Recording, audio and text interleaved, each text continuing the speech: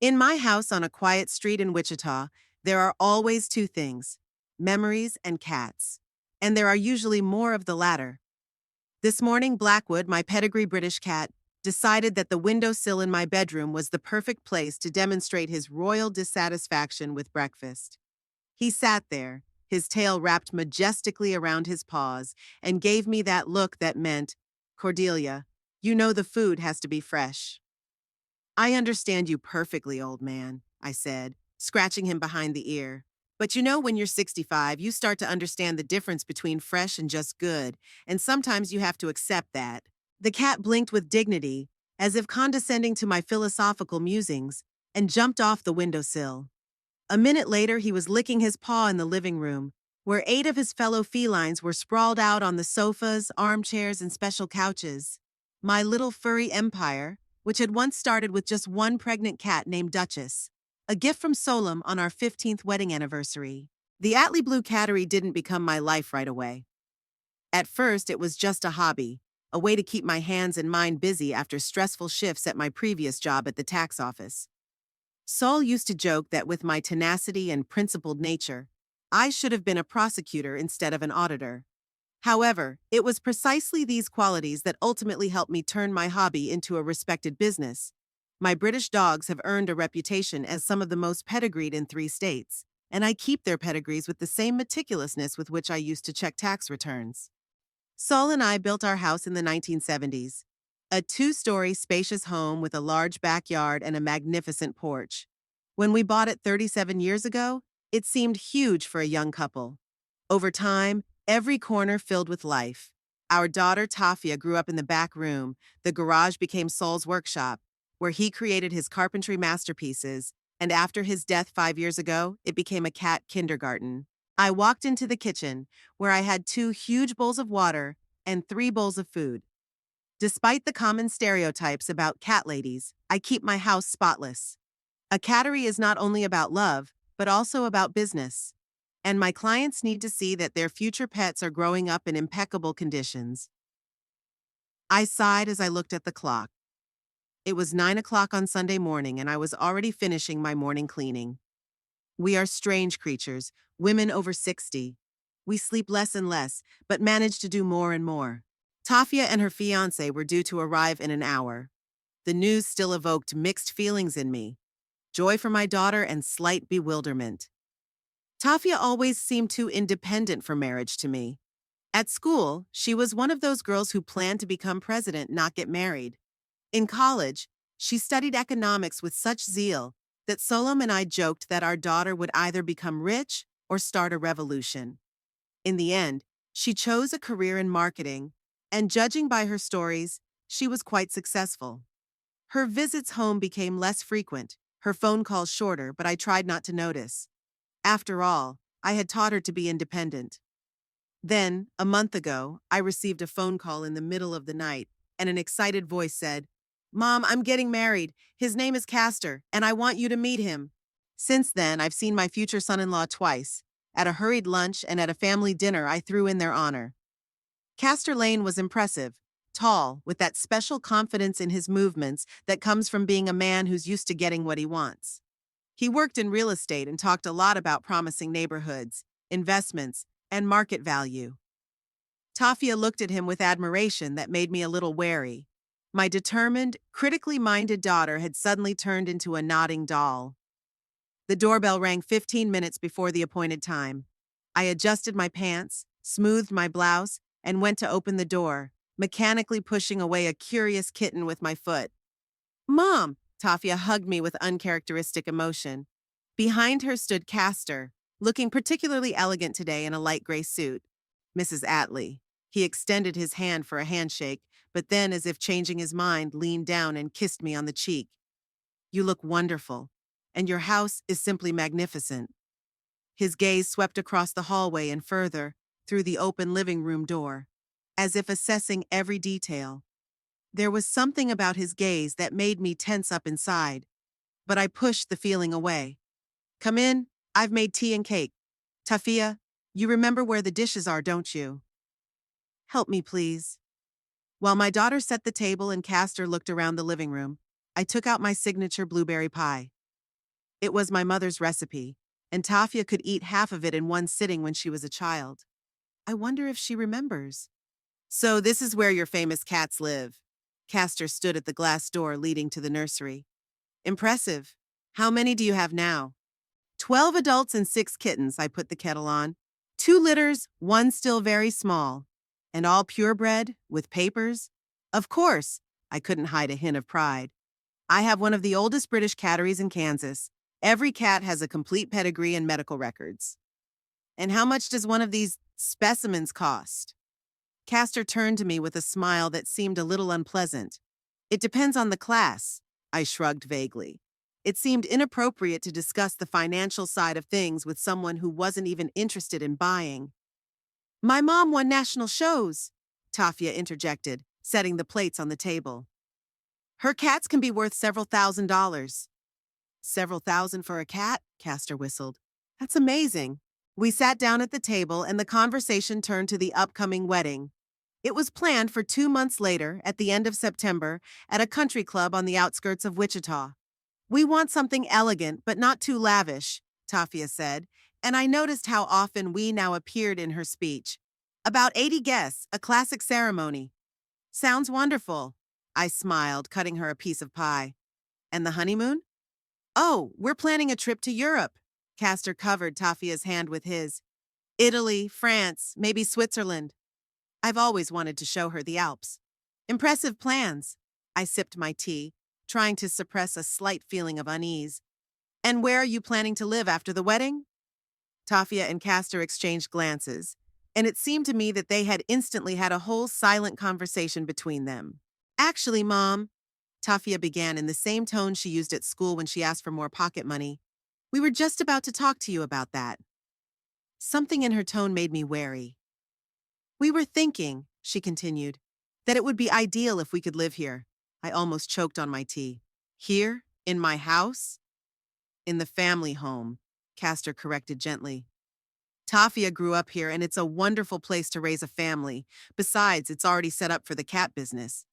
Which, by the way, could be expanded considerably, added Tafia. With my marketing experience and Castor's connections, we could take the cattery to a whole new level. I slowly put down my cup, trying to process what I had heard. And where am I supposed to fit into this scheme? Mom? Tafia looked at me as if explaining the obvious. You're 65. This house is too big for one person. You could find something smaller, more comfortable. Maybe an apartment in the center, closer to shops and hospitals. Hospitals? I raised my eyebrows. I'm not planning on dying anytime soon, if that's what you're implying. No one is talking about death, Castor interjected in his soothing tone. But you have to think about the future. Maintaining such a large house requires effort and money. Besides, he paused, real estate is at its peak right now. This house is worth at least $500,000. So that's what the question about the cat's value was about. He was assessing all the assets. I felt a dull irritation rising inside me. My house is not for sale, I said calmly but firmly.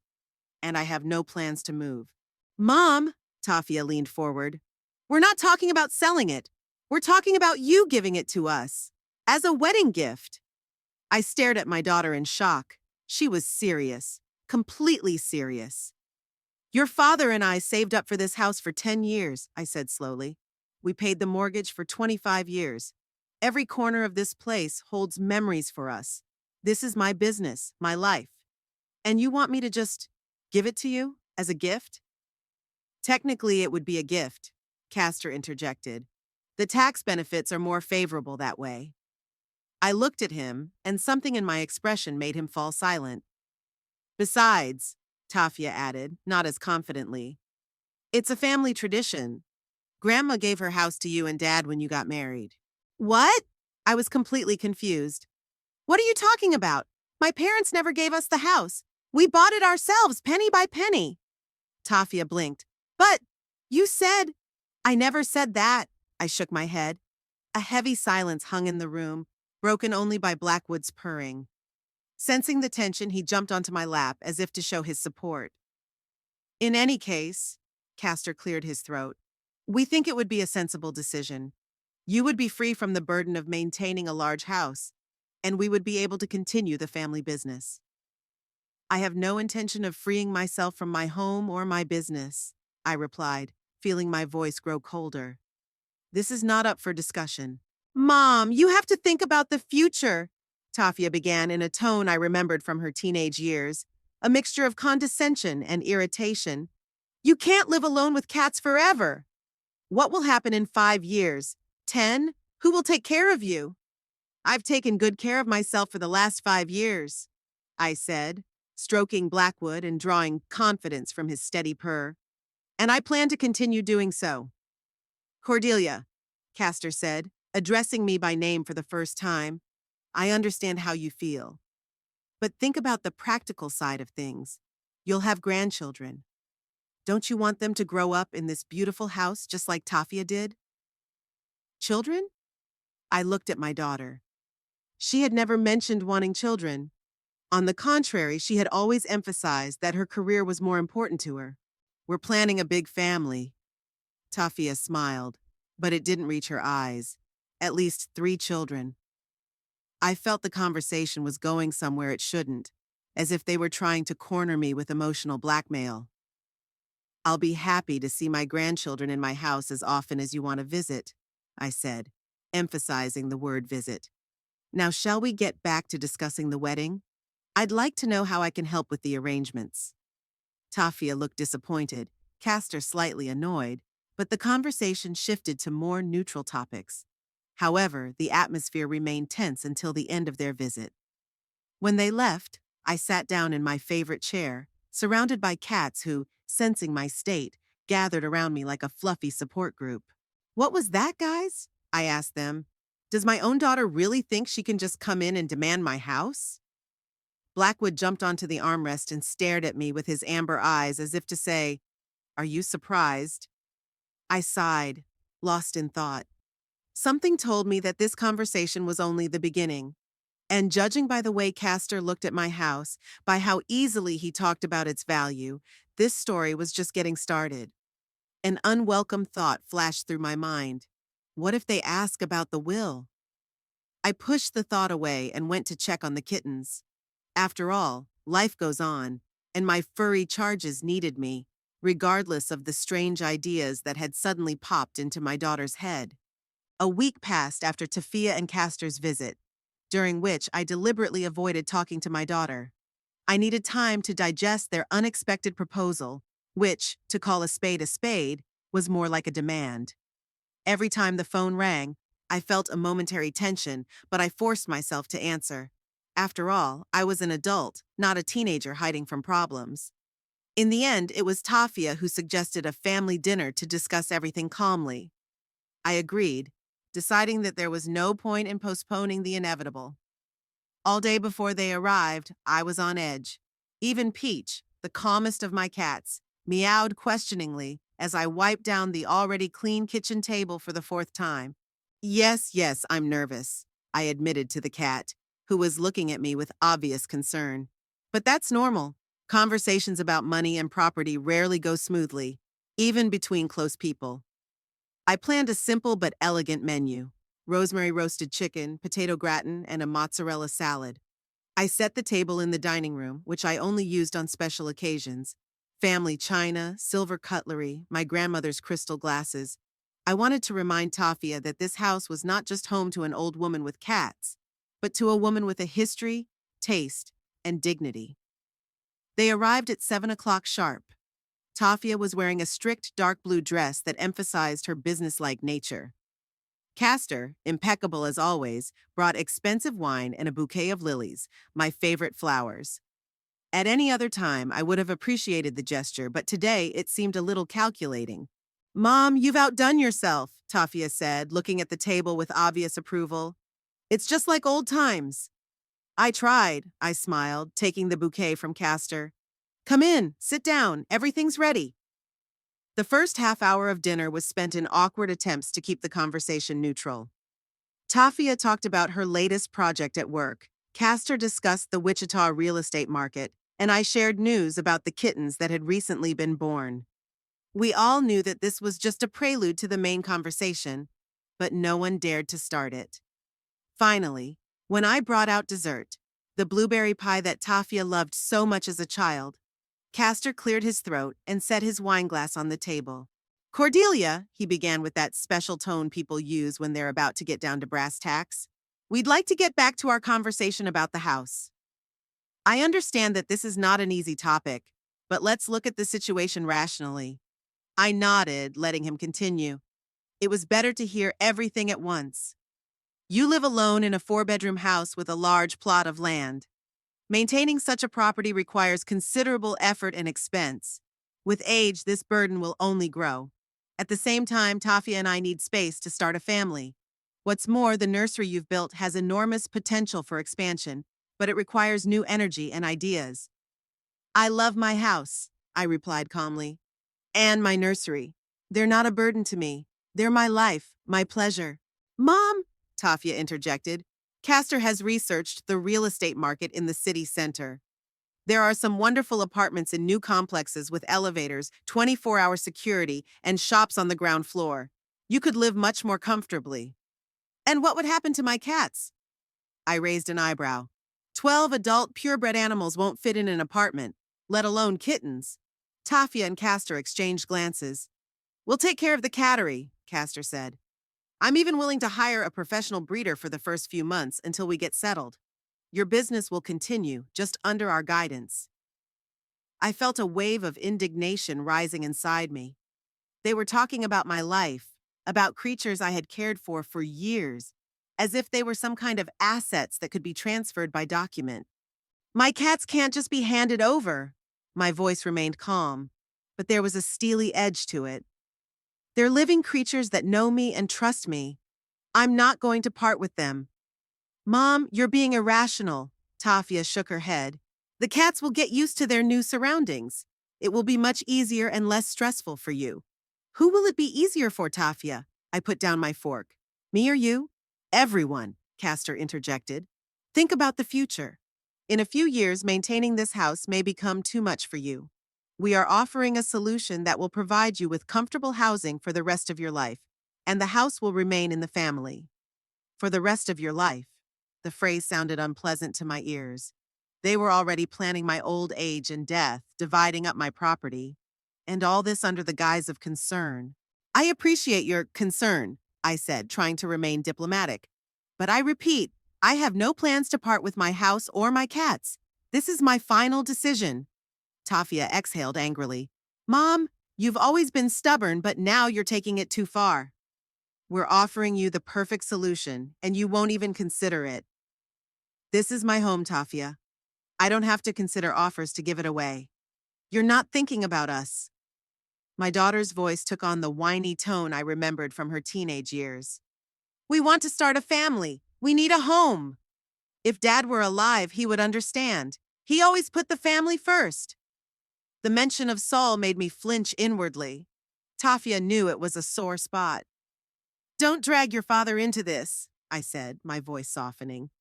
He would never have approved of what you're doing. How would you know? Tafia raised her voice. You have no idea what he would have said. I lived with your father for 40 years. I looked my daughter straight in the eye.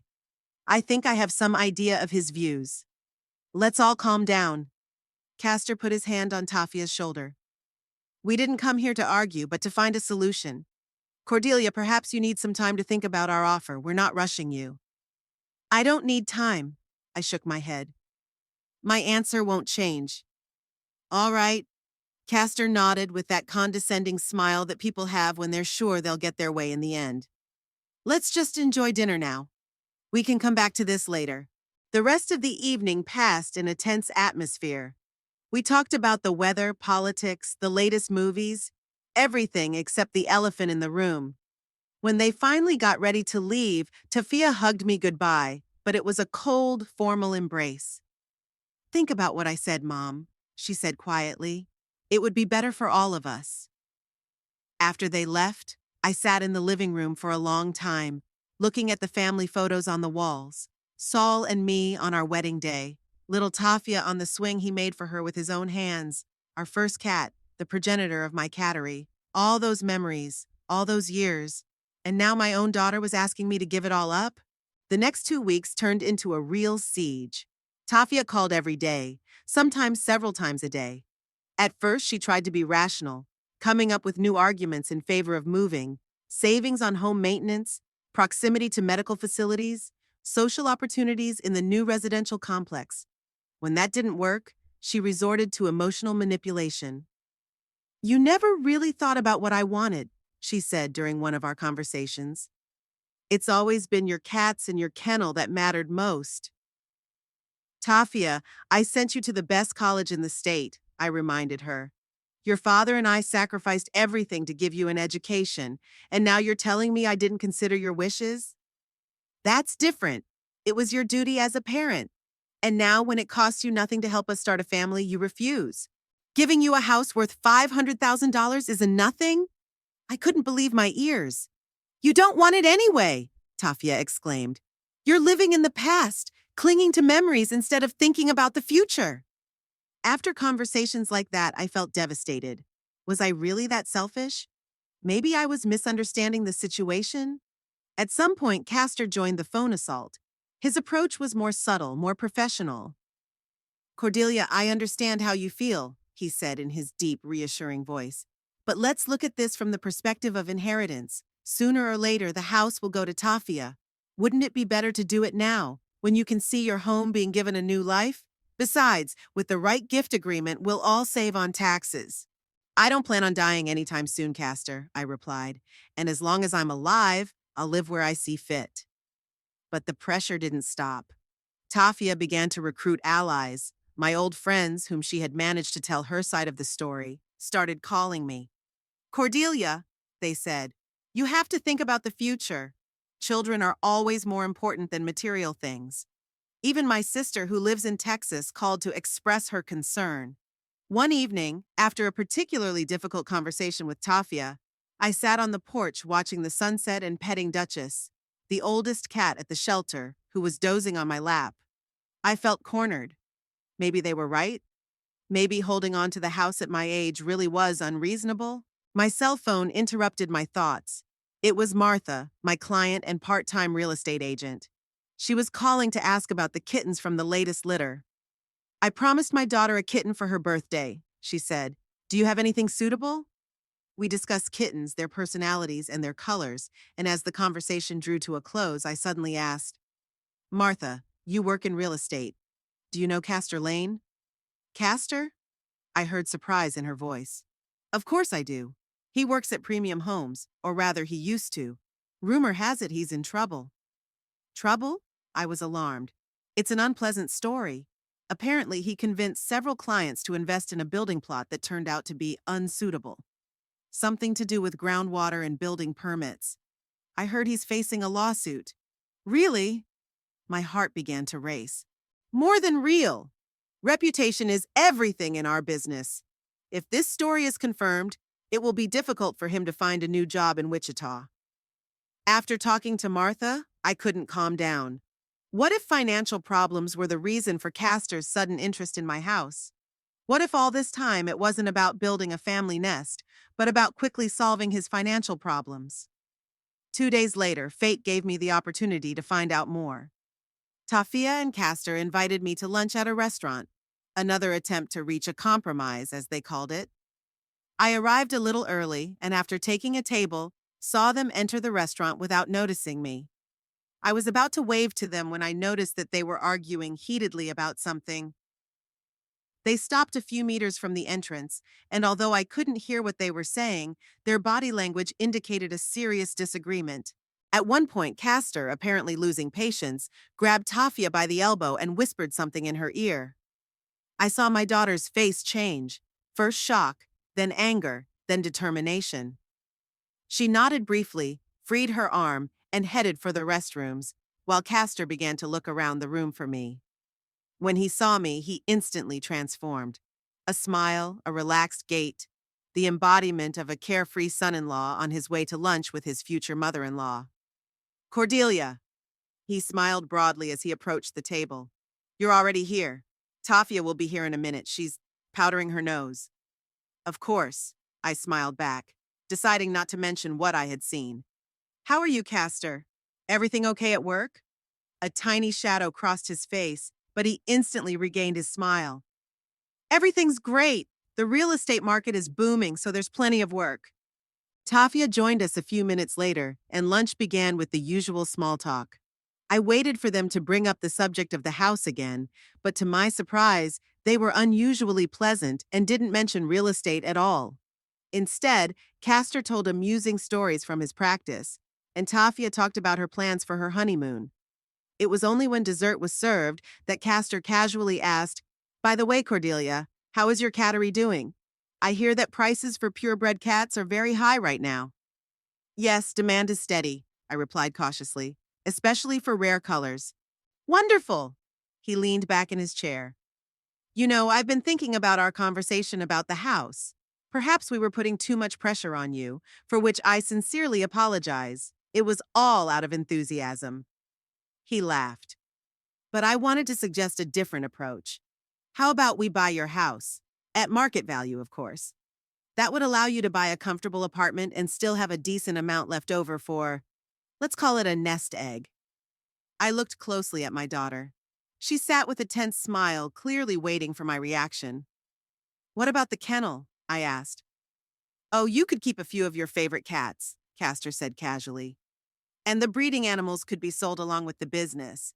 I've already spoken to a couple of potential buyers who—" "You've spoken to potential buyers for my business?" I interrupted, not believing my ears. "Without my knowledge?" Castor faltered, realizing he had said too much. No, no, I was just testing the waters, purely theoretically. I wanted to see if there was any demand for such a business. "And is there?" I stared at him intently. "Absolutely." He regained his confidence. "One of my clients, the owner of a chain of pet stores, is very interested. He's willing to pay a good price for a well-established business with a good reputation. Taking into account the sale of the house and the kennel, you could get about $700,000, more than enough for a comfortable retirement." Now everything fell into place. It wasn't about the family home. It wasn't about continuing traditions. It wasn't about caring for my future. Castor planned to sell the house and the kennel quickly to solve his financial problems. "Where would you and Tafia live?" I asked, pretending to consider the offer. "If the house is sold?" "Oh, we're thinking of moving to Denver," Castor replied casually. "There are excellent prospects for my business there." I looked at Tafia. Her face was tense. "And you agree to move to Denver?" I asked my daughter. "Leave my job here? My friends?" "Sometimes you have to make sacrifices for your family," she replied quietly, not looking me in the eye. At that moment, I realized that my daughter wasn't just under the influence of her fiancé. She was in trouble. Whatever bound her to Castor was clearly something more than love. Debt? Fear? I didn't know for sure, but I felt that I had to protect not only my home, but also my daughter from this man. On the way home, I thought about everything I had learned. Castor was desperate. He needed money, and he saw my home and business as a quick solution to his problems. Tafia, for some reason, supports his plan, although she clearly has her doubts. What should I do? Direct confrontation would only push my daughter away. Still, I couldn't just sit and wait for them to find a way to get my house. As I entered the house, I immediately felt the tension of the last few weeks melt away. The soft purring of the cats, the familiar creaking of the floorboards, the smell of lavender that I grew in the backyard. All of this was my refuge, my fortress, and I wasn't going to give it up without a fight.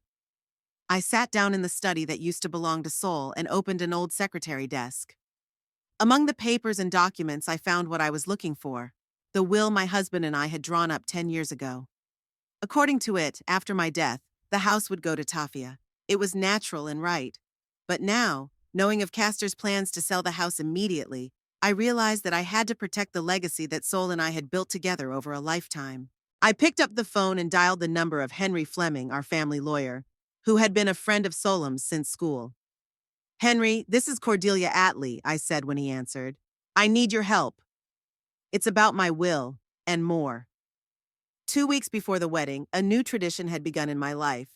Every morning started with a message from Tafia. Usually, it was a link to an article about the benefits of compact housing for seniors or photos of cozy apartments in the city center. Sometimes Castor would join in on the digital assault, sending accidentally found ads for cat shelters or stories about successful family business transfers. I tried to respond neutrally, but it became more difficult with each passing day. After my meeting with the lawyer, I felt more confident. Henry helped me revise the will, adding a clause stating that the house could only be sold 5 years after it was inherited, and only if the new owner had lived there personally during that time. We also filed paperwork to copyright Atlee Blue Kennels, including the name and breeding system. These were small legal tricks, but they gave me a sense of security. However, today I had something more difficult to deal with than paperwork. Today I was supposed to meet Castor's parents at an official family meeting before the wedding.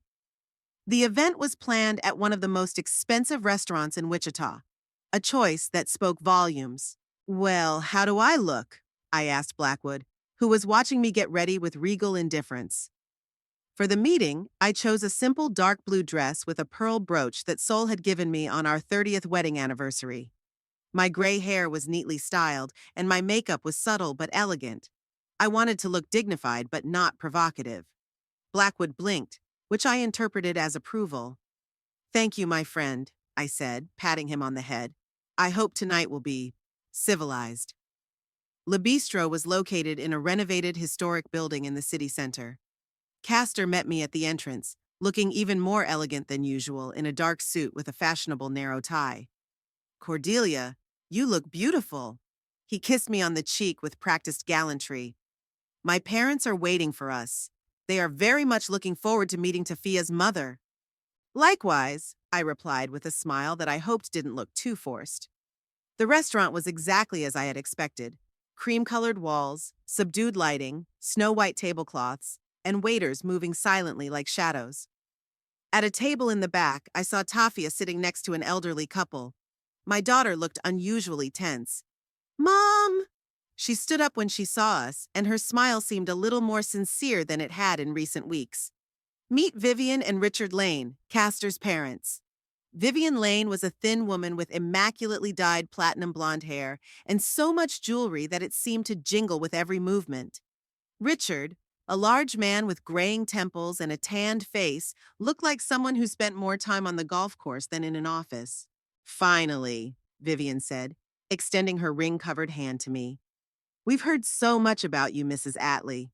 "Cordelia, please," I said, shaking her hand and noting that her grip was barely there. "It's nice to meet you." "Please sit down," Richard said, pointing to a free chair with the air of someone accustomed to giving orders. "We've already ordered an aperitif. I hope you like champagne?" "On special occasions," I replied, taking my seat. "And today is definitely a special occasion." The waiter appeared immediately, filling my glass. The usual small talk began, about the weather, the restaurant, how beautiful Tafia looked in her new outfit. The tension eased a little, and I even began to hope that the evening would go smoothly. But after the first glass of champagne, Vivian got down to business. "Tafia told me you have your own cat business." She said it as if she were talking about something not entirely respectable. "I have a British short-hair cattery," I replied calmly, "one of the oldest in the region." "How unusual," Vivian exchanged a quick glance with her husband. "And how long have you been doing this?" "Over 20 years. After I retired, it became my main occupation." "What did you do before you retired?" Richard asked, showing interest in the conversation for the first time.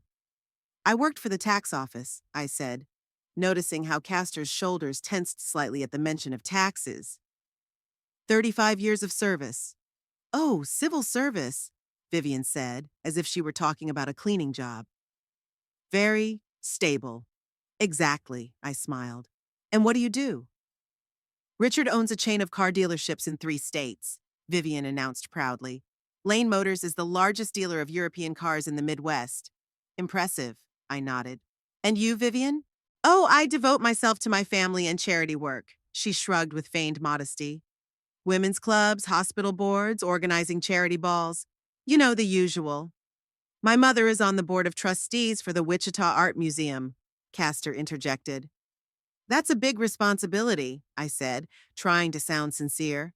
Appetizers were served, and the conversation shifted to discussing the menu. I chose a simple goat cheese salad while the others ordered something more elaborate. And your house?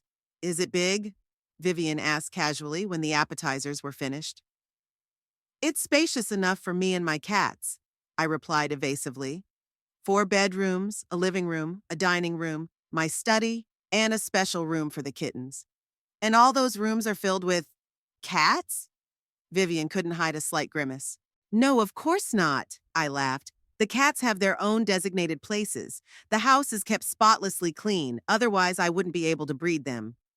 Of course, Vivian nodded doubtfully. It's just that I'm a little allergic to cat hair. I hope there won't be any cats at the wedding. Don't worry, Tafia interjected. The wedding will be at a country club. There won't be any cats there. Thank goodness, Vivian muttered. Speaking of the house, Richard suddenly joined the conversation, putting down his knife and fork. Castor mentioned that you live in one of the older neighborhoods in Wichita. That must be valuable real estate now that the market is on the rise. I suppose so, I said, taking a sip of water, although I don't follow the real estate market. Tafia mentioned that you were thinking about moving. Richard continued with that particular tone of a businessman getting to the heart of a deal. To something more compact? I glanced quickly at my daughter. She was staring at her plate, avoiding my gaze. I'm very attached to my house, I said bluntly, and I have no plans to move. But Tafia said, Vivian began. I'm afraid there's been a misunderstanding. I smiled, trying to remain calm. We've discussed various options, but I haven't made any decisions about moving. An awkward silence hung over the table. Castor cleared his throat and tried to change the subject. Maybe we should discuss our honeymoon plans? Tafia and I are thinking about Tuscany. Wait a minute, Richard interrupted. I thought everything had already been decided. You and Tafia are moving into her family home, and Cordelia is buying an apartment closer to the center. That would be the perfect solution, Vivian agreed. At your age, Cordelia, a big house is a real burden. Tafia and Castor could make a real family home there. Mom doesn't want to give up the house, Tafia said sharply. She thinks we should buy our own place. Not give the house to her own daughter? Vivian feigned extreme surprise. But it's natural for parents to help their children start a family. I've always helped Tafia, I replied calmly. I paid for her education and supported all her endeavors. But a house is more than just property. It's my life, my memories, my business. Business? Vivian snorted. You call breeding cats a business?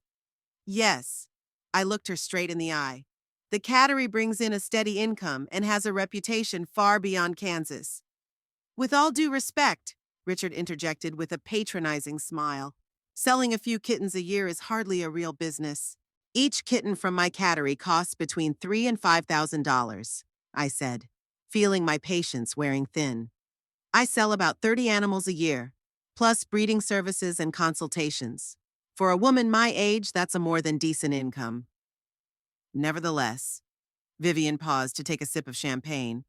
At your age, you should be thinking about the future, about how to secure your old age, not cling to the past. I felt anger boiling up inside me. These people, whom I had met for the first time, were allowing themselves to discuss my life, my decisions, my home, as if I were an incompetent old woman in need of their wise guidance. I appreciate your concern, I said, trying to remain calm. But I assure you that I am perfectly capable of planning my own future, and my house plays a central role in those plans. You know, Richard leaned forward with the look of a man ready to make a generous offer. Vivian and I have discussed this. And if it's a matter of finances, we're willing to help. We could help with the purchase of that apartment Tafia mentioned, as a token of our respect and as a wedding gift to the young couple. I couldn't believe my ears. They were offering me money to vacate the house for their son, as if I were a tenant who needed to be evicted.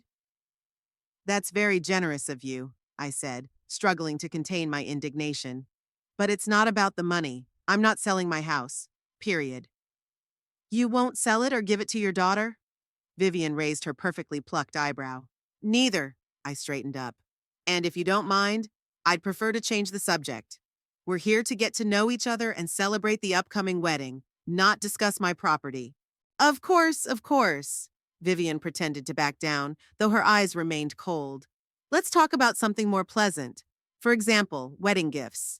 Richard and I have decided to give the newlyweds a car, the latest BMW model. What are you planning to give them, Cordelia? It was a low blow, and we all knew it. I opened my mouth to respond, but Tafia suddenly interrupted. I think it's time to order our main courses. She practically waved the waiter over. I'm starving. The rest of the dinner was spent in strained attempts to maintain small talk. Vivian talked about her travels, Richard talked about golf, Castor and Tafia discussed the latest wedding preparations. I mostly kept quiet, inserting short comments where necessary. Inside, I felt a growing sense that something was wrong. Were these people my daughter's future family? These cold, calculating snobs who considered my life worthless and my property fair game for their son? When dinner was finally over, I felt almost physical relief. The farewell was strained and polite, with promises to see each other at the wedding and continue our delightful acquaintance. I'll drive you home, Tafia said quietly, as Lena and Castor headed for the parking lot. We drove in silence for a while, then Tafia sighed. They're not as bad as they seem, she said, not looking at me. They're just old school. They're used to being in control. They talked about me like I was a crazy old woman, I replied. And they discussed my house as if it were already theirs. They just want to help Castor and me start a family, Tafia said defensively. Is that so wrong? At whose expense, Tafia? At the expense of my house, my business, my life? You always dramatize everything. She slammed on the brakes at a traffic light. This is about family, about helping your only daughter. Help or give away everything I have. Not everything, just the house. The house that will be mine by inheritance anyway.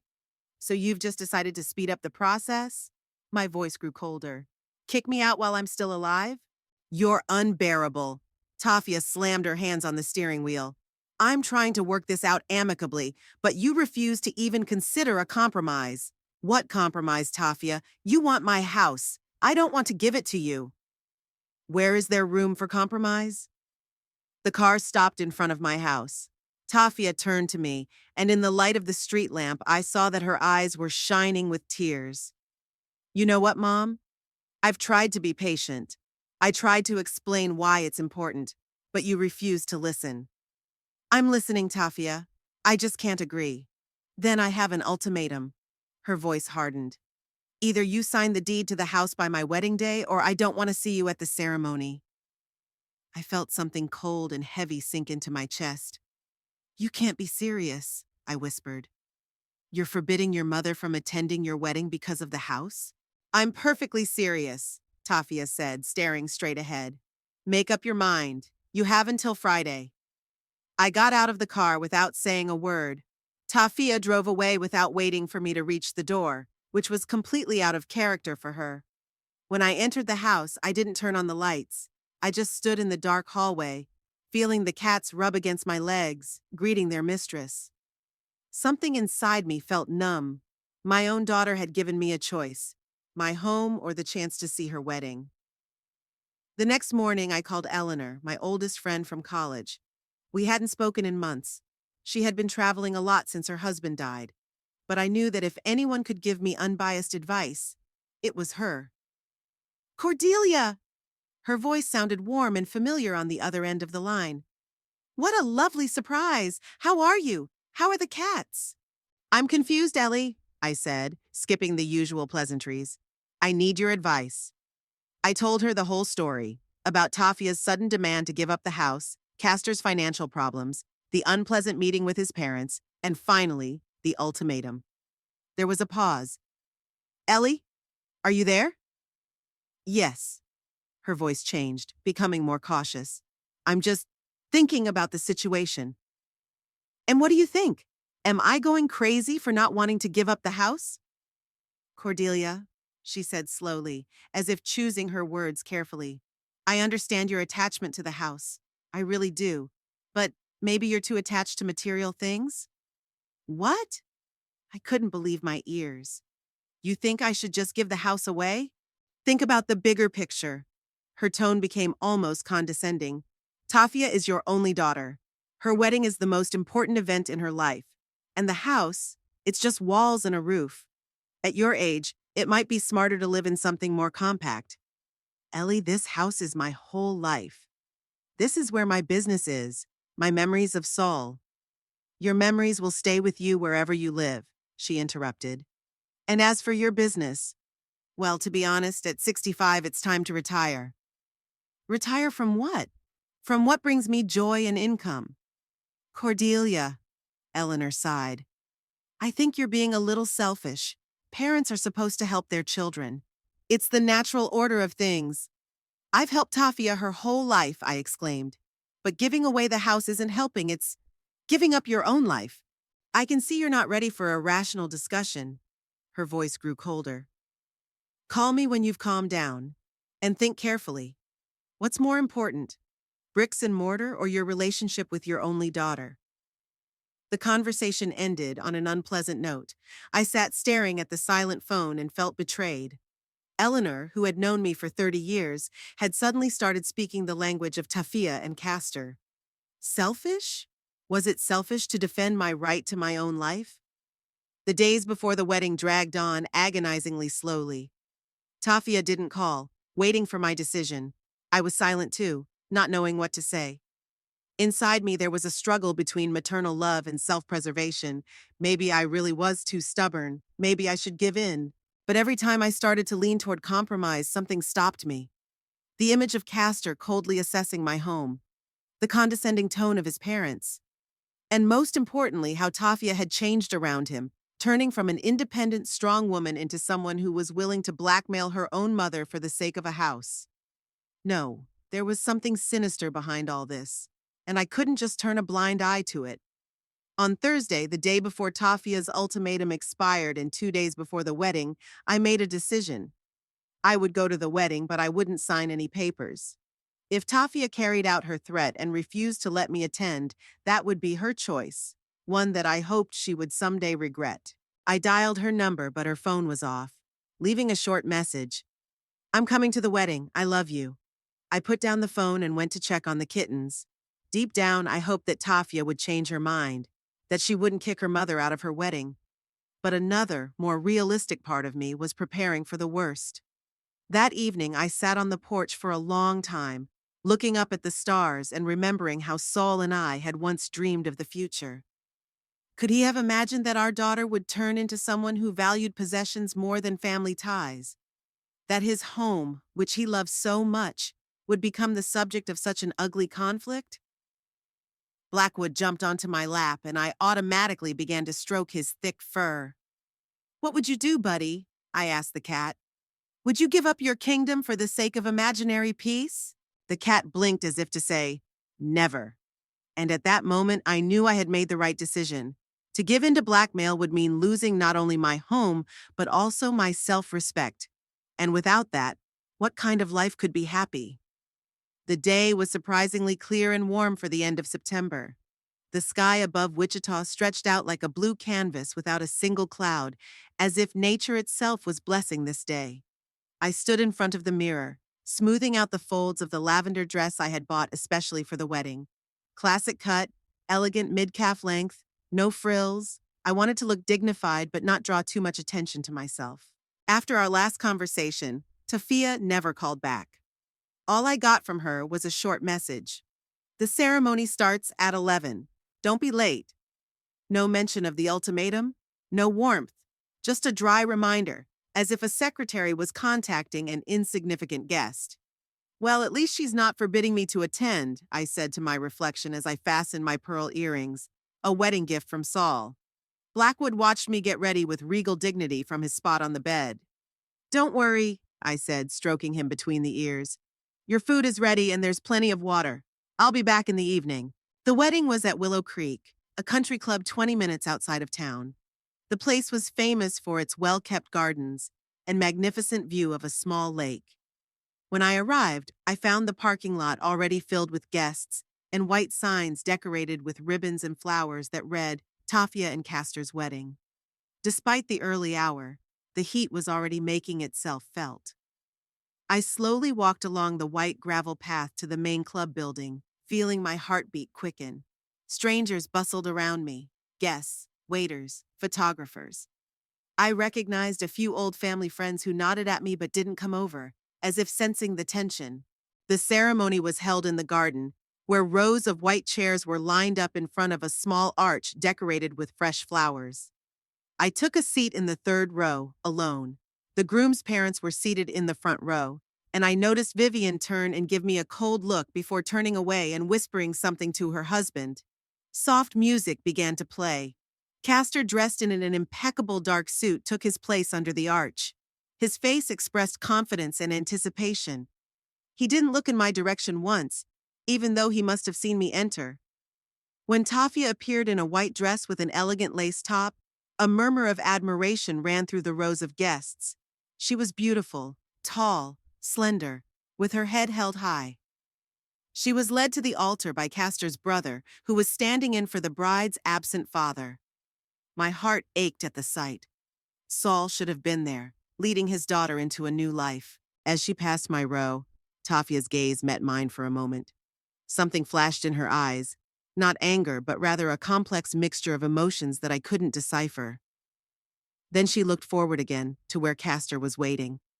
The ceremony was beautiful and traditional, the exchange of vows, rings, and a tender kiss to the applause of the guests. I watched it all as if through glass, feeling strangely detached. My daughter was getting married, and I was sitting there like a stranger, not sharing in her happiness, not being part of this important day. After the ceremony, the guests were invited to the club's banquet hall for a reception. Long tables decorated with white tablecloths and flower arrangements formed the letter P. In the center was a table for the newlyweds and their parents.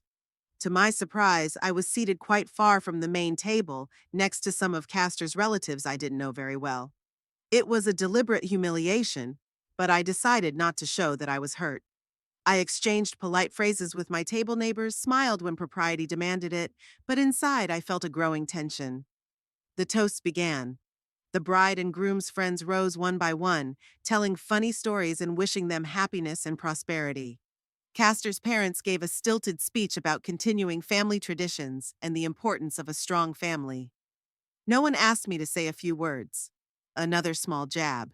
When the champagne was served for the main toast, Castor rose with a glass in his hand. The room fell silent. "Dear friends and family," he began in his soulful voice, "today is a special day not only for me and Tafia, but for all of our loved ones. It is a day when two families are united and a new story begins." He spoke eloquently, with the special confidence that had always distinguished him. The guests listened attentively, sometimes nodding or smiling in response to his words. "I want to thank my parents," Castor continued, "for their support and wisdom. You always believed in me, even when I doubted myself, and I am infinitely grateful for that." Vivian and Richard nodded graciously, accepting the praise as due. "And of course," Castor turned toward me, and I felt my insides tense. "I want to express my special gratitude to Tafia's mother, Cordelia, for her generosity and kindness." A murmur of approval ran through the room. Several guests turned to me with smiles. "Cordelia," Castor raised his glass in my direction, "your wedding gift to us is more than just a gesture. By giving us your family home, the house where Tafia grew up, you are giving us not just a roof over our heads, but the opportunity to continue family traditions and create a real home for our future family." The world seemed to freeze. I felt the color rush to my cheeks, and my heart begin to beat wildly. Dozens of eyes were fixed on me. Surprised, approving, admiring. They didn't know that it was all a lie, that I had never agreed to give up my home, that Castor had publicly put me in a position where I had to either smile and accept gratitude for something I hadn't done or cause a scandal by refuting his words. "It is a great honor for us," Castor continued, seemingly oblivious to my state, "to be able to preserve and enhance what you have created over many years. Your nursery will find new life, and your traditions will be continued." Tafia sat next to him, staring straight ahead. Her face was tense, and her fingers clenched the glass so tightly that it seemed as if the thin glass was about to crack. "To Cordelia!" Castor raised his glass even higher. "To her generosity and motherly love." "To Cordelia!" echoed the guests, raising their glasses. I sat there frozen. Inside me, a storm of emotions raged. Anger, humiliation, distrust. How could they? How dare they use this day, this moment to corner me? To force me to either lie and support their deception or make a scene at my own daughter's wedding? As if in a fog, I noticed Tafia getting up from her seat and heading toward me. She was holding a folder with documents in her hands. It was the same folder I had refused to sign earlier. The guests watched with interest, not understanding the true meaning of this scene. Mom? Tafia stopped next to me, her voice quiet but steely. Did you forget to sign the documents? Don't worry, I brought copies. Let's do it now so everyone can share this moment with us.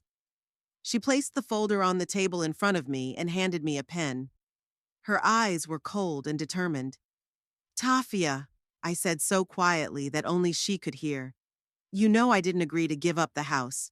Why are you doing this now in front of everyone? Because you left me no choice, she replied, her expression unchanged. Sign the papers, Mom. Everyone already knows about your generous gift. Don't make a scene at my wedding. Mrs. Atlee, Castor's voice rang out as he approached and stood beside his wife. Perhaps you need some help? Legal language can be complicated. I can explain exactly what you're signing. He spoke loudly enough for the nearest guest to hear him. His condescending tone and patronizing smile were designed to make me look like a confused old woman who didn't understand what was going on. I looked at him, then at Tafia, and suddenly felt a strange calmness. They had cornered me, thinking I wouldn't dare stand up to them in public. That maternal love and fear of judgment would make me obey. But there are things more important than fear of scandal. There are principles that cannot be compromised, even for the sake of loved ones. Slowly, with dignity, I rose from my seat. Guests whispered nearby, not understanding the reason for the delay. Tafia and Castor stood opposite me, their faces expressing impatience and hidden triumph. I would like to say a few words, I said loudly enough to attract the attention of the entire hall. The conversations died down, and all eyes turned to me. Mom! Tafia hissed. Don't! Just sign it! I ignored her and continued. I must clarify the situation. Contrary to what has just been said, I did not give my house to the newlyweds. I never agreed to transfer my property. A surprised whisper ran through the hall. Castor took a step forward, his face contorted with poorly concealed anger. Cordelia, you must have forgotten our conversation. His voice remained soft, but his eyes flashed with anger. We discussed everything a few weeks ago. You agreed to give the house to Tafia as a wedding gift. That's a lie, I said calmly but firmly. I have repeatedly refused such a generous gesture, and you both know that very well.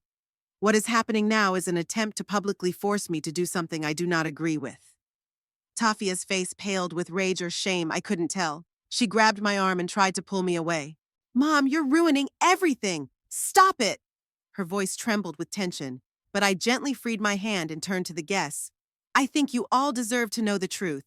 For the past few months, Tafia and Castor have been pressuring me to give them my house and my kennel. When I refused, threats and manipulation followed, including an ultimatum not to come to the wedding if I didn't sign the papers. The guests began to whisper among themselves, some looking clearly shocked. Out of the corner of my eye, I noticed Vivian and Richard exchange worried glances. Why are you so insistent? I continued, feeling my determination to speak my mind grow. This isn't about family traditions or building a nest. It's about money. Castor is facing serious financial problems. I've learned that he's having difficulties at work because of a bad land deal. That's slander! Castor exclaimed, his face contorted with anger. I won't let you spread lies about my business. Slander!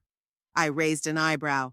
Then explain why, during our conversation at the restaurant, you mentioned that you wanted to move to Denver after getting the house. Why did you talk about selling my kennel as if it were a done deal? I love my daughter. My voice softened. I have always supported her and wanted her to be happy. But I can't stay silent when I see her being used. And I can't give away the house that was built with the love and hard work of my late husband and me to someone who plans to sell it immediately without considering its true value.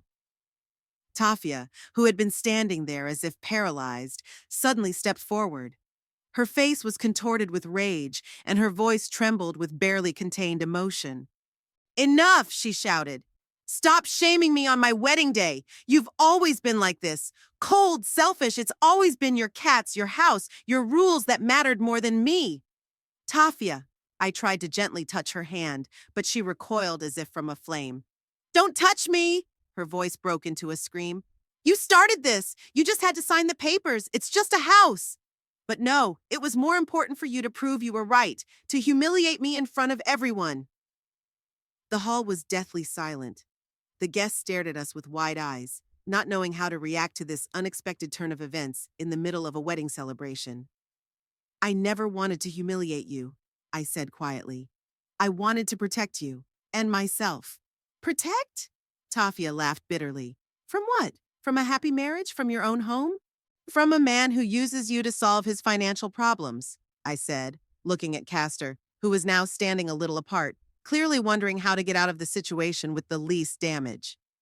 Tafia followed my gaze, and for a moment doubt flashed in her eyes, but it was quickly replaced by a new wave of anger. Get out, she said quietly but clearly. Get out of my wedding. You are no longer my mother. Those words hit me like a physical blow. I felt something break inside me, the bond that had existed between us since the moment I first held her in my arms as a newborn. But even through the pain, I felt a strange calm. I had done what I had to do. I had told the truth. If that's your decision, I'll accept it, I said, looking my daughter straight in the eyes. But know this, I will always love you, and my door will always be open to you. Only to you. That last hint did not escape the guests' attention. Some of them now looked at Castor with obvious distrust. I slowly gathered my purse and shawl, left my untouched glass of champagne on the table, and headed for the exit. The room parted before me like the Red Sea. No one dared to speak, though I could see a range of emotions on their faces, from condemnation to sympathy. As I left, I heard chaos erupt behind me. Someone began loudly demanding explanations from Castor, someone's glass shattered on the floor, and Vivian was shouting something about a misunderstanding. But the loudest voice in the commotion was Tafia's, shouting that the wedding was still on, that everything was fine, that her mother had simply lost her mind. But I didn't turn around. A clear blue sky greeted me as I stepped out of the stuffy hall into the fresh air. Each step along the gravel path took me further away from the scandal I had unwittingly provoked and closer to the house for which I had just paid such a high price. Home to the only creatures who accepted me for who I was. My beautiful, proud, independent cats. December in Wichita was snowy. A thin white blanket covered my garden, making it look like a whimsical fairy tale setting. From the kitchen window, I watched the last fallen leaves swirl in the wind before falling onto the snow and becoming part of the winter landscape. 3 months had passed since that fateful day when my life was divided into before and after. 3 months without a single word from Tafia. In the first weeks after the wedding scandal, I waited for a call or message from my daughter. Every time the phone rang, my heart skipped a beat. But it was clients inquiring about kittens or Henry, my lawyer, checking in on me. Not a word from Tafia. Information about what happened after I left the wedding reached me in bits and pieces through mutual acquaintances. Eleanor, my old friend who had so unexpectedly taken Tafia's side, called a week after the scandal, her voice sounding embarrassed and guilty. Cordelia, I don't know what to say. I was wrong, she began without preamble. What happened at the wedding? Everyone was in shock. What exactly happened? I asked, trying to keep my voice neutral. After I left, it was complete chaos, Eleanor sighed. Some of the guests started asking Castor questions about his financial situation, and someone even brought up the story about his failed land project. Castor's parents tried to smooth things over, but it was too late. Many guests simply left, citing urgent business. The ceremony was effectively ruined. And Tafia? My voice trembled despite my best efforts. She was devastated, Eleanor paused. At first, she tried to pretend that everything was fine, that the wedding was going ahead. But when almost half the guests had left, she broke down.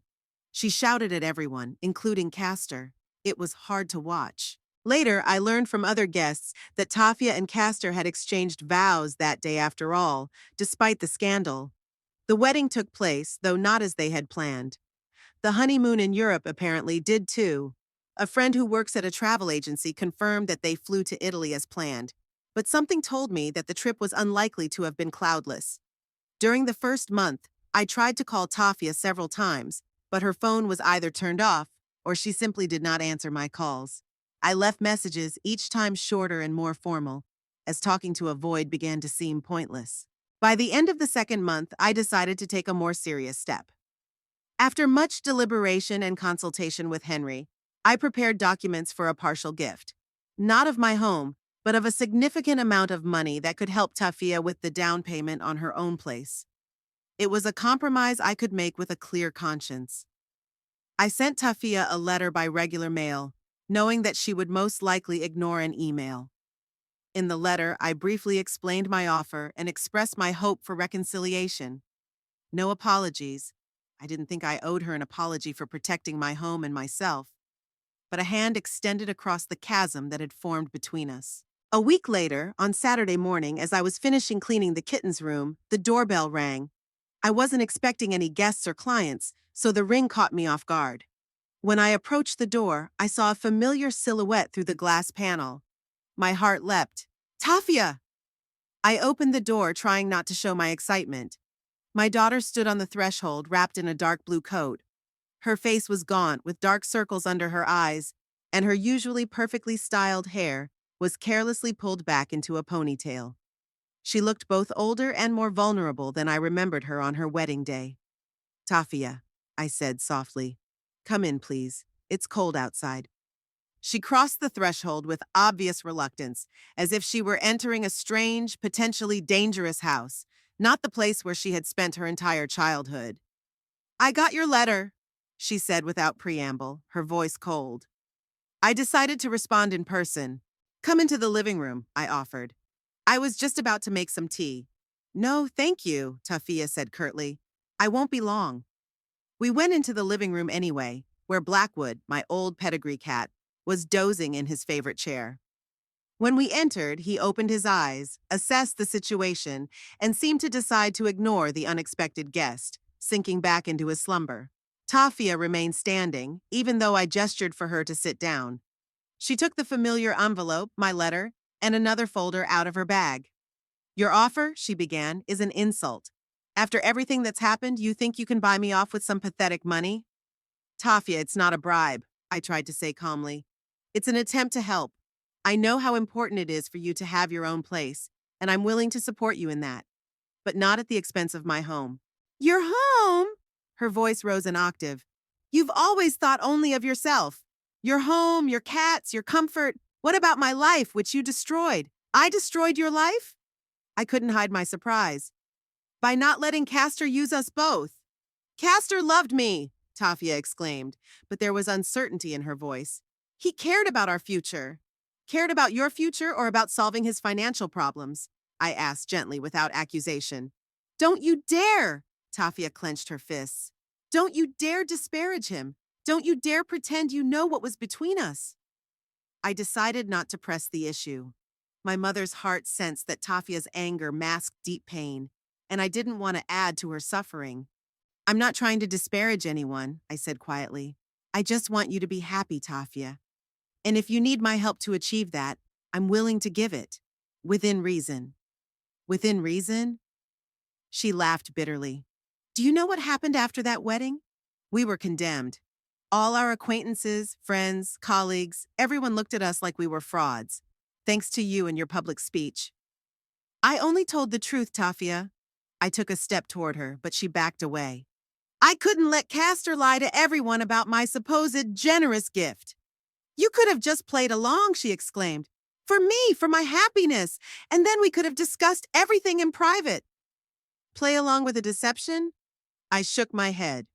That wouldn't have solved the problem. It would have only delayed the inevitable. Besides, I couldn't let you tie your life to a man who had already started it with a lie. Tafia shook her head violently, as if trying to shake off my words. You don't understand. Her voice trembled. You think you protected me, but you ruined everything. Do you know what Castor did when he came back from Italy? He packed his things and left. He said he couldn't be with a woman whose mother threatened his reputation and his business. That's what happened. Castor dumped her as soon as he realized the house plan had failed. It was exactly what I had feared, but hearing it confirmed by my daughter's own mouth was painful. Tafia, I'm sorry you're suffering, I said sincerely. But if Castor really loved you, he wouldn't have left because he didn't get my house. He left because of the scandal, because of the shame, because of what you did at our wedding. She raised her voice, but Blackwood, unlike his usual self, continued to doze, only occasionally opening his eyes to check the situation.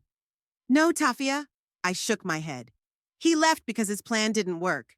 If he truly loved you, no scandal would have made him leave. You don't know, Tafia shouted. You never understood me.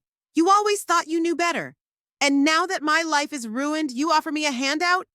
She grabbed the folder with the documents and waved it in front of my face. Do you think this money will fix anything? It's not charity, Tafia, I said, my voice remaining calm, though inside I was writhing in pain. It's a sincere desire to help. If you don't want to take it, I'll understand. You can't even admit your guilt now! She threw the folder in my face. The documents scattered across the floor, some landing near Blackwood's chair, but he only followed them with a lazy glance. You ruined my life, and now you're trying to buy forgiveness. Tafia, I'm sorry for your pain, but I don't regret telling you the truth. I began to gather the scattered papers. You can be angry with me now, and I understand that. But someday, I hope you'll see that I did it out of love for you. Love? She laughed, but her laughter was full of bitterness. Love doesn't ruin other people's lives. Love doesn't put a house above the well-being of your own daughter. Tafia, I straightened up, looking her straight in the eye. The house has nothing to do with it.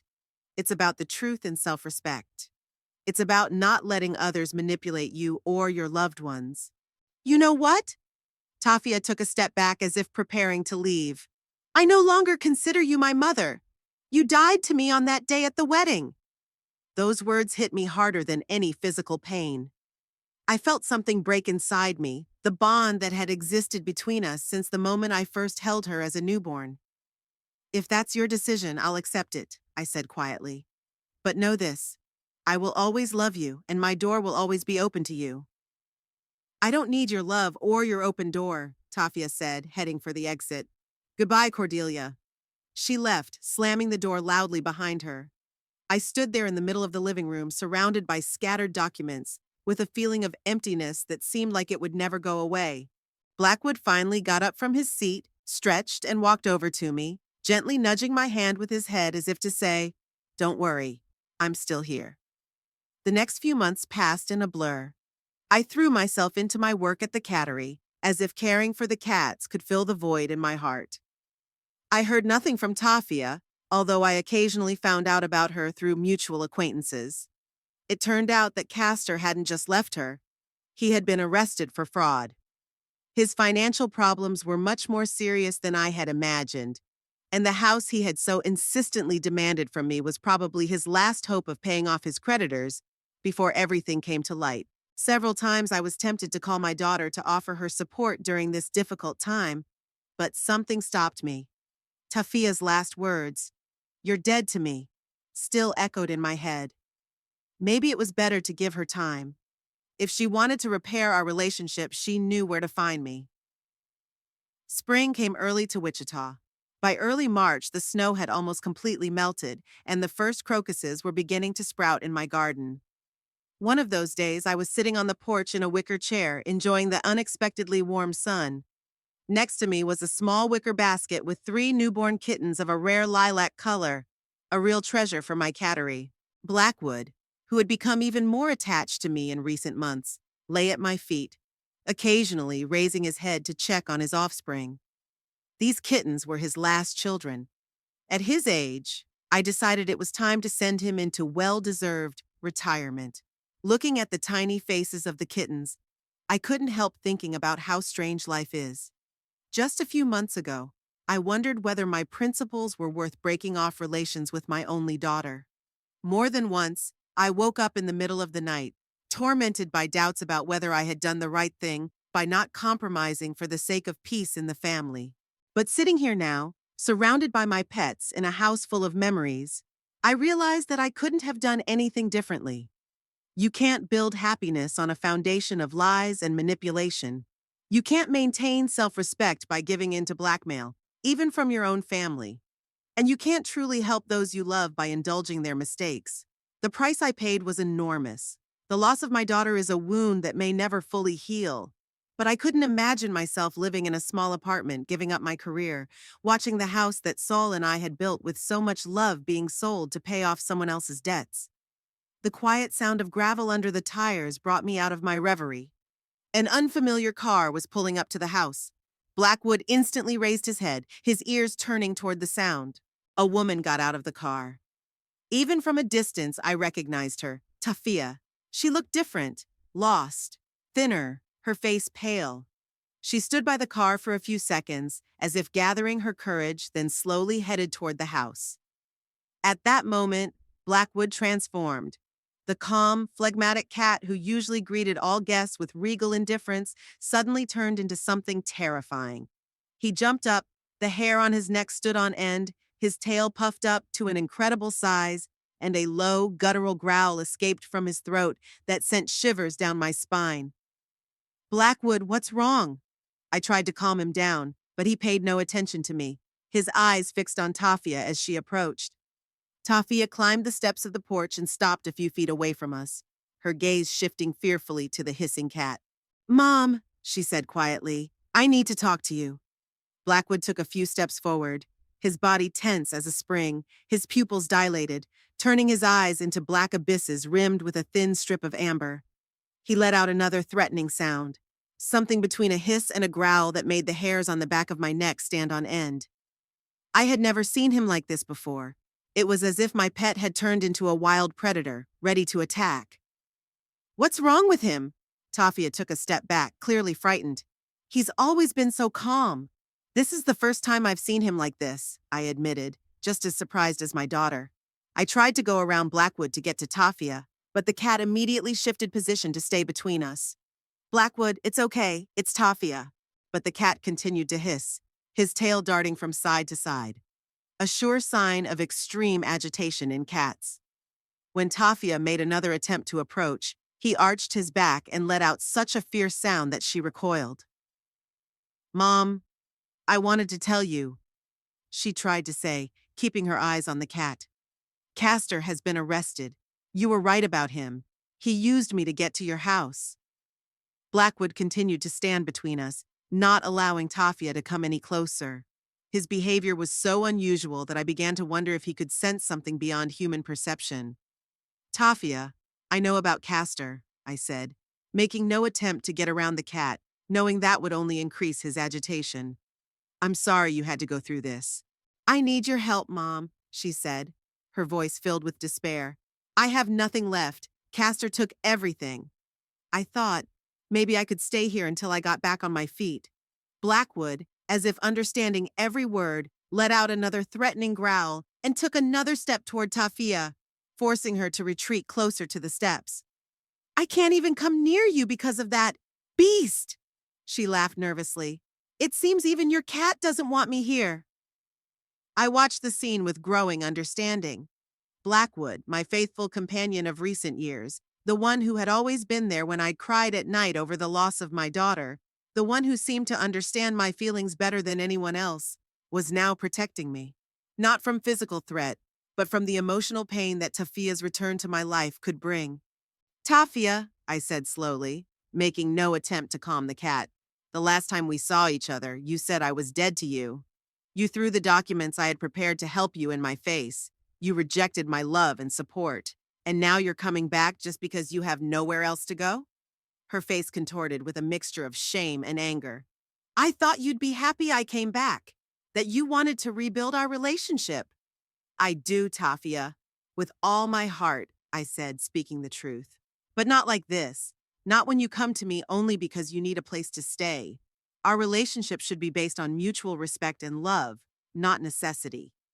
Blackwood, as if approving my words, relaxed slightly, though he remained on guard. "So you won't let me in?" Tafia's voice sounded incredulous. "After all you said about your door always being open." "My doors are always open to you, Tafia," I confirmed. "But not on the terms you're offering. Not when you're only coming back because you have nowhere else to go. I can help you find a place to live. I can support you financially. The documents you rejected are still valid.